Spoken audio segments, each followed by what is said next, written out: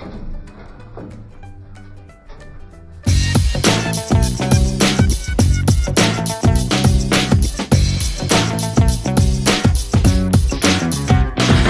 up guys? So for today's video, I'm gonna show you how to load a road bike, a Ducati Monster, into the back of a pickup truck. So come on, let's do this. So we have here couple of ramps to put the bike on and straps to tie the bike down. Now I'm gonna set up these ramps on the back of the pickup truck.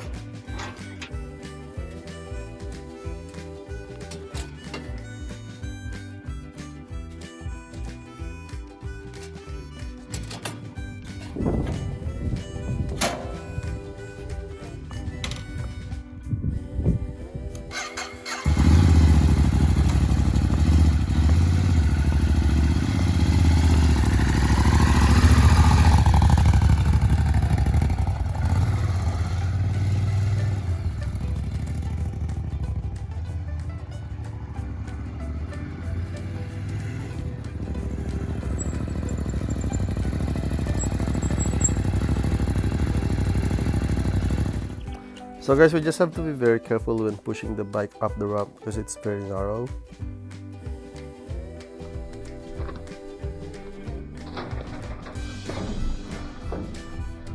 And we did it!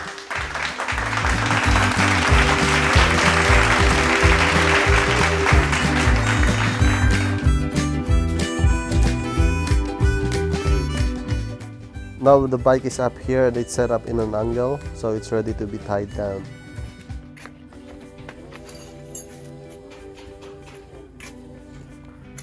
First thing, we have to tie down the front wheel.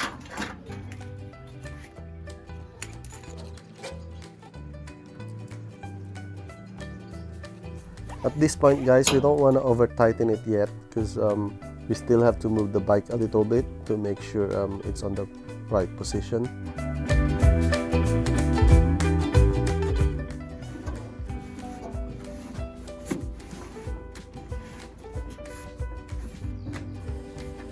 Now that we have the bike in place, we're gonna start tying it down.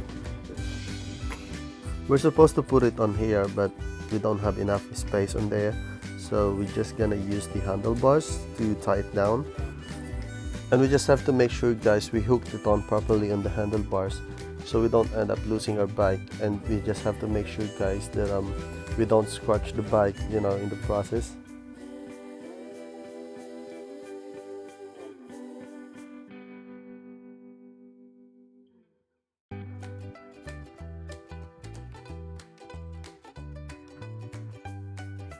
Now we're gonna do the other side, so we just have to hook it on here.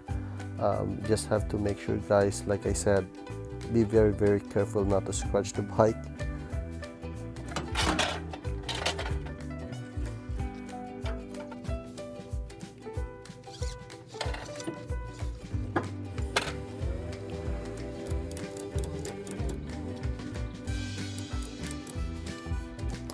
So we have to leave it a little bit loose on this side so we can tighten up the other side to straighten up the bike.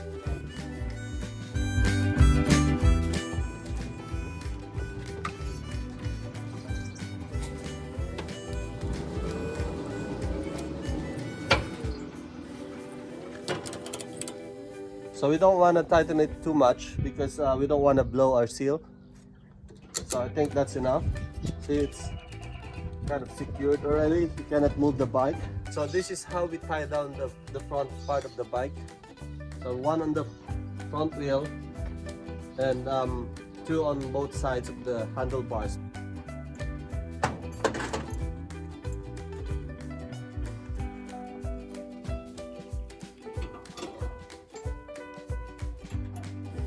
Gonna put it on here and onto the other side.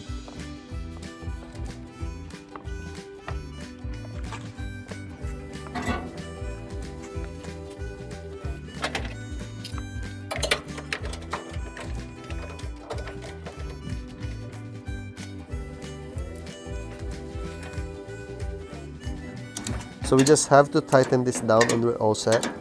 We just have to make sure that we tie down all the ends of the straps so it doesn't keep on flopping when we're driving down the road. So that's it guys, thank you for watching. I hope you enjoyed this video, and I also hope that this video helps some of you if you want to put your motorcycle on the back of a pickup truck. Thanks guys!